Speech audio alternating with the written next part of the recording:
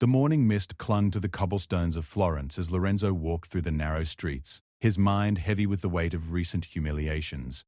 3 weeks had passed since Isabella had dismissed him with barely a glance, choosing instead the company of a merchant's son, who possessed neither his education nor his family's noble lineage. Yet something in that merchant's bearing, some indefinable quality of self-possession, had captured what Lorenzo's desperate attentions could not.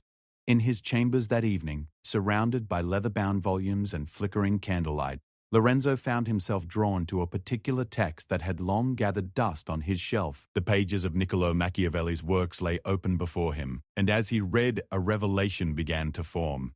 The same principles that governed the rise and fall of princes, that determined the fate of kingdoms and the loyalty of subjects, these very laws operated in the most intimate chambers of human attraction and desire. Machiavelli had written extensively about power, but never directly about love. Yet as Lorenzo studied the text, he began to see that attraction itself was a form of governance, a delicate balance of dominance and withdrawal, of appearing both attainable and mysteriously beyond reach. The prince who was too eager lost his mystique, the one who was too distant lost relevance. Between these extremes lay a narrow path that few men had the wisdom to walk. The first principle that emerged from his study was perhaps the most counterintuitive, that true attraction was not born from pursuit, but from the careful orchestration of one's own scarcity. Machiavelli had observed that men desire most what they cannot easily possess, and that the value of anything increases in proportion to its perceived rarity. This applied not merely to gold or spices, but to human attention itself. Lorenzo recalled his own behavior with Isabella. He had made himself constantly available, rushing to her side at the slightest indication of interest, abandoning his own pursuits to accommodate her whims. In doing so, he had rendered himself as common as the air she breathed, present, necessary perhaps, but utterly taken for granted. The merchant's son, by contrast, had appeared at social gatherings with an air of having somewhere more important to be, of granting the company of others a precious gift that could be withdrawn at any moment. This was not mere calculation.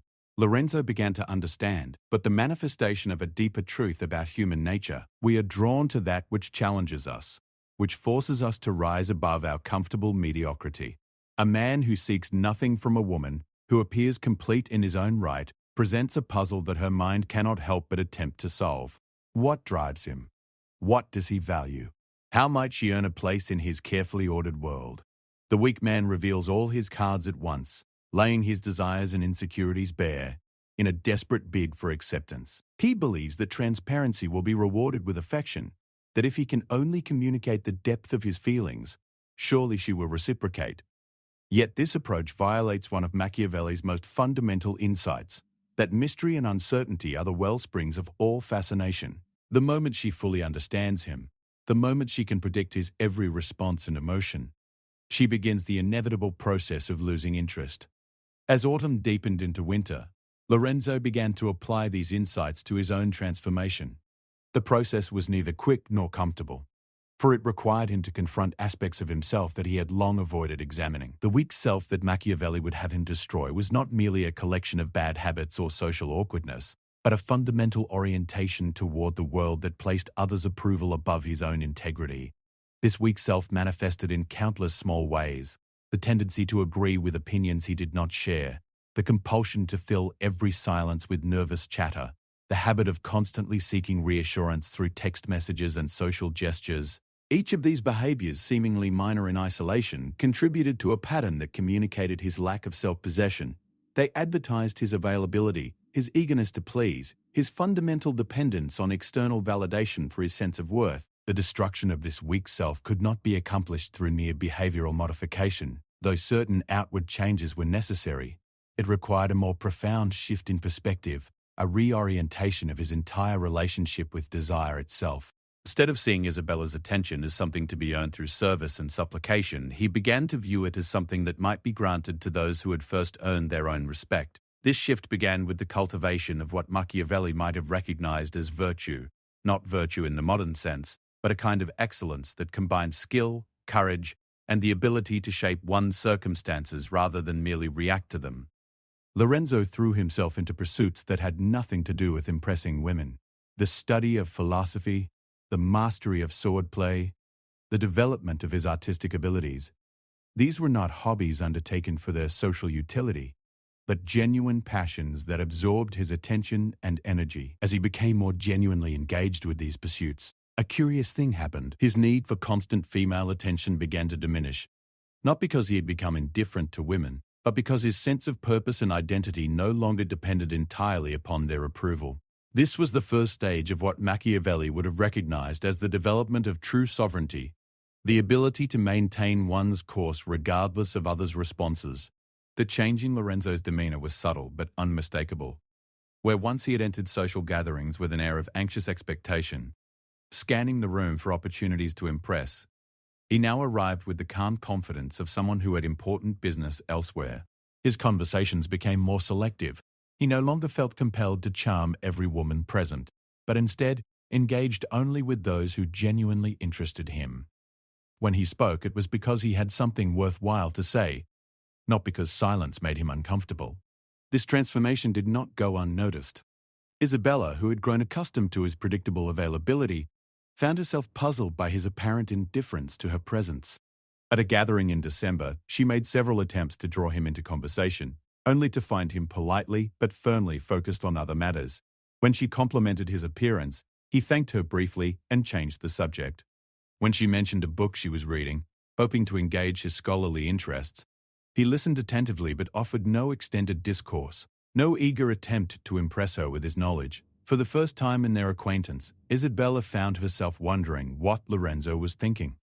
His responses were pleasant but opaque, giving her no clear indication of his feelings toward her. This uncertainty, so different from his previous transparency, created a space in her mind that began to fill with curiosity. She found herself paying closer attention to his words, looking for clues to his inner state, wondering whether his apparent contentment was genuine or merely a facade.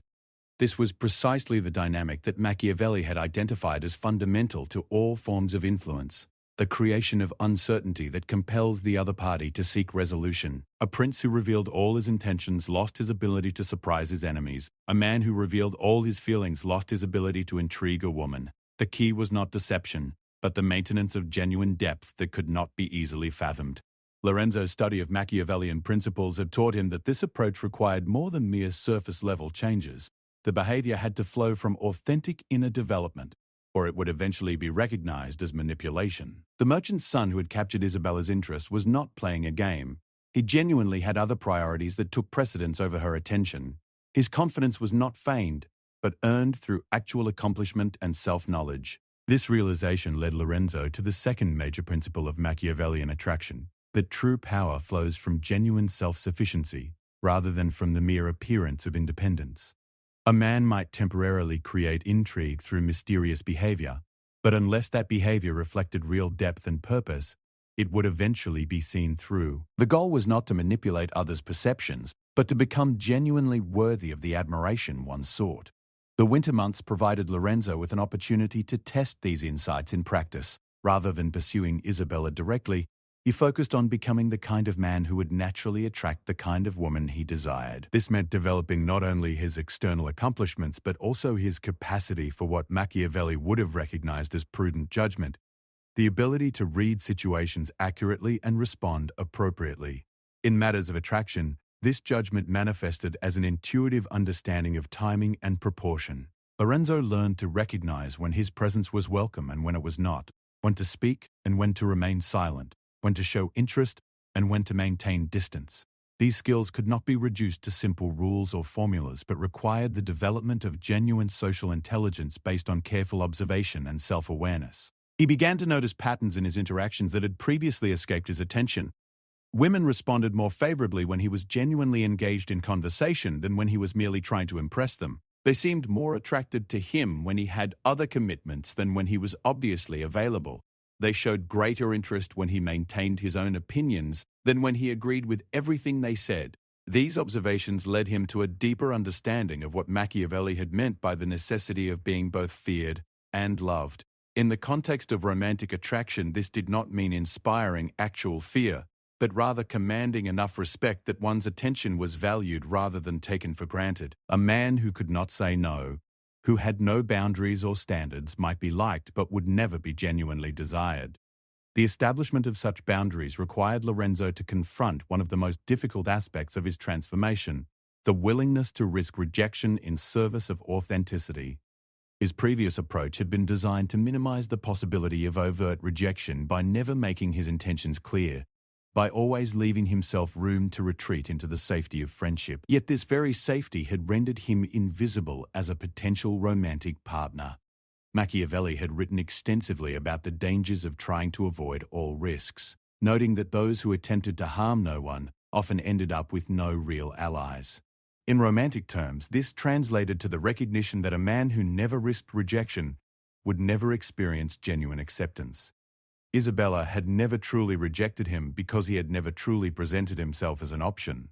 His interest had always been couched in such tentative, deniable terms that she could safely ignore it without having to hurt his feelings.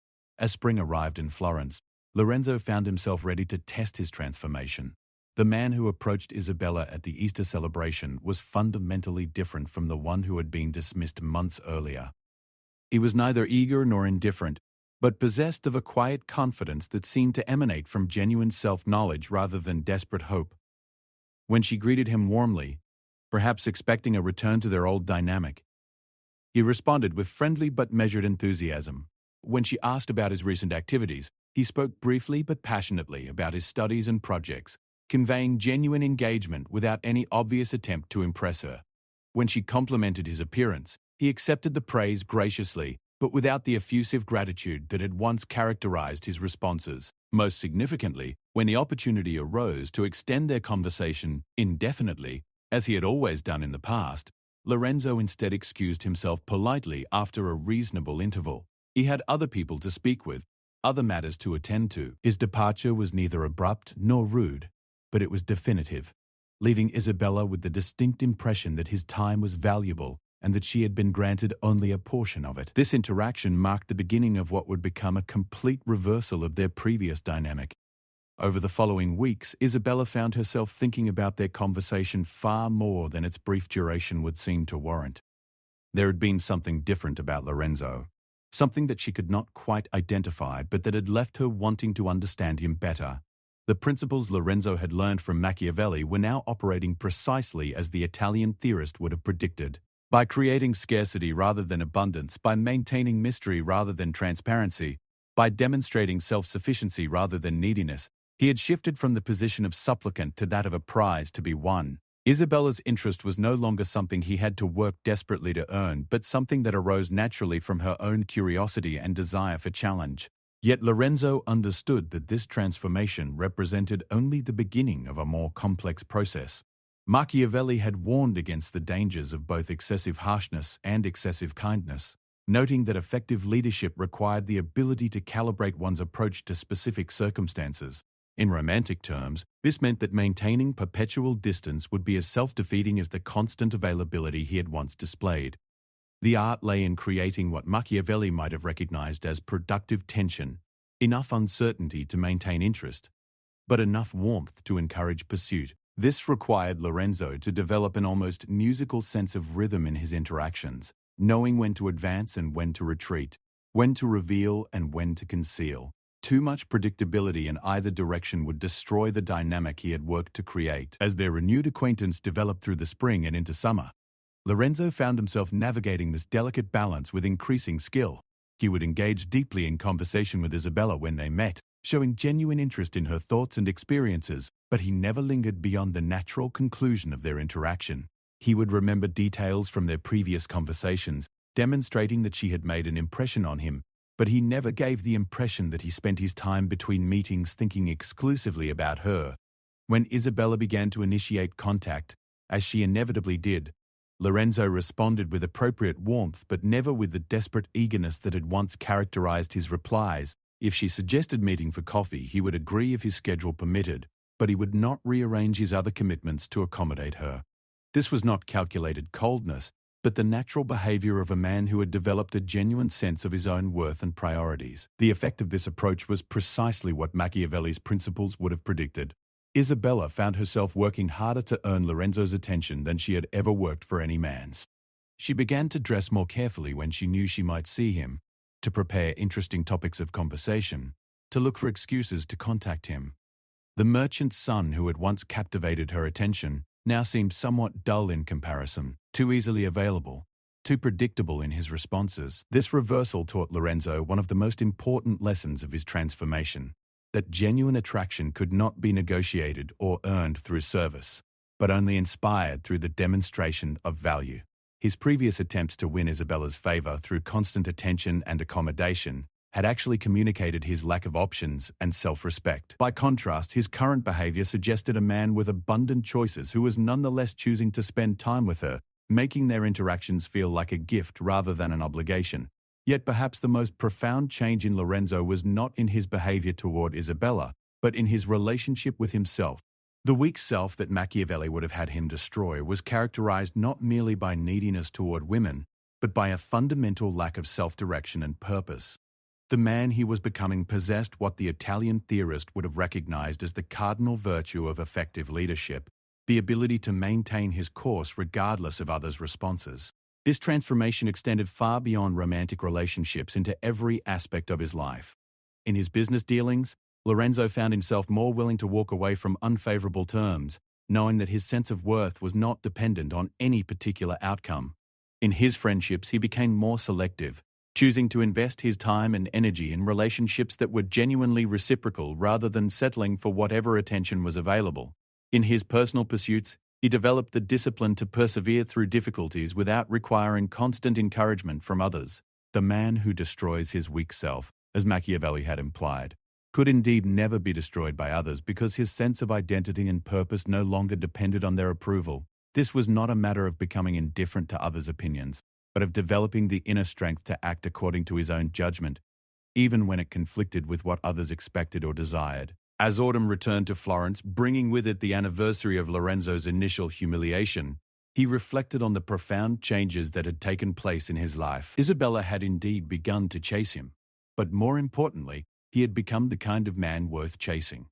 The principles he had learned from Machiavelli had not merely taught him how to manipulate others' perceptions, but how to develop the genuine qualities that naturally inspired attraction and respect. The relationship that eventually developed between them was fundamentally different from what Lorenzo had once imagined he wanted. Rather than the desperate, clinging attachment he had once pursued, they had created a dynamic based on mutual respect and genuine choice. Isabella's interest in him was not born from pity or manipulation, but from authentic admiration for the man he had become.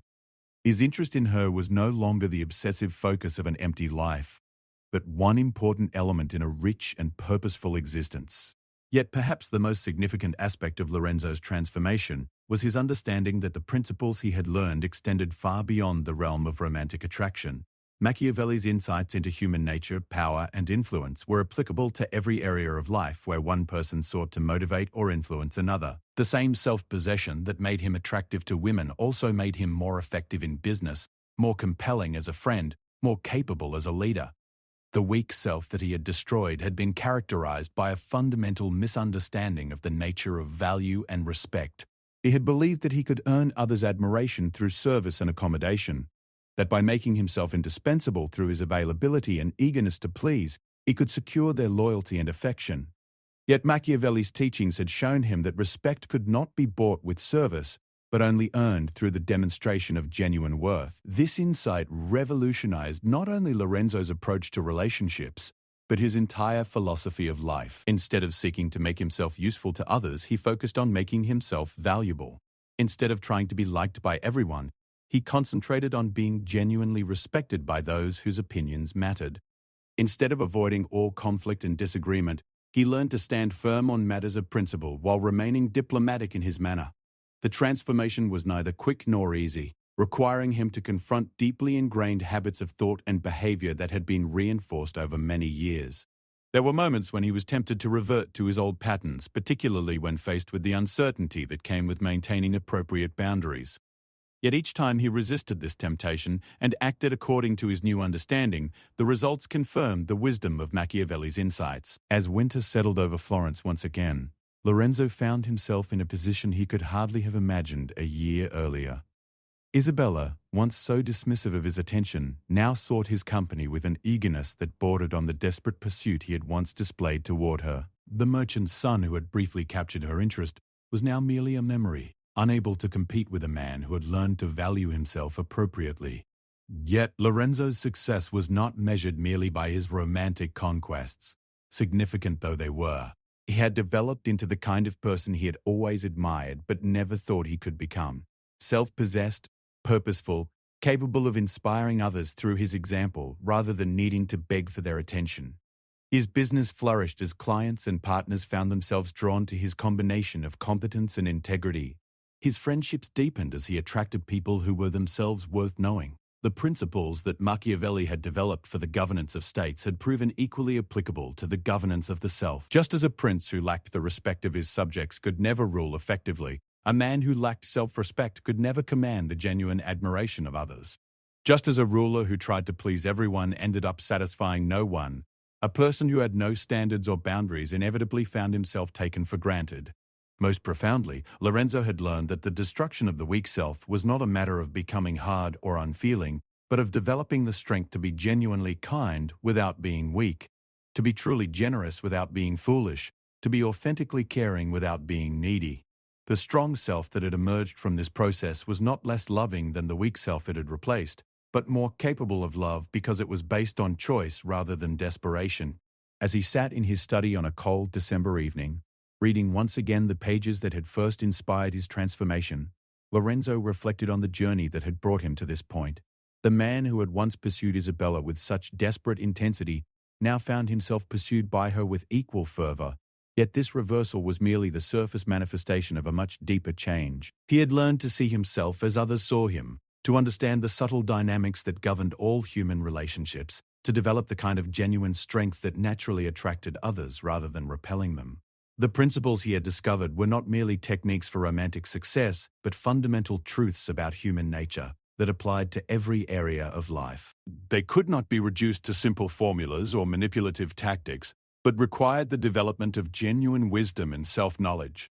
They demanded not merely changes in behavior, but transformation at the deepest levels of character and purpose. In destroying his weak self, he had discovered his strong self, and in that discovery had found not only romantic success, but something far more valuable: the capacity for a life well lived.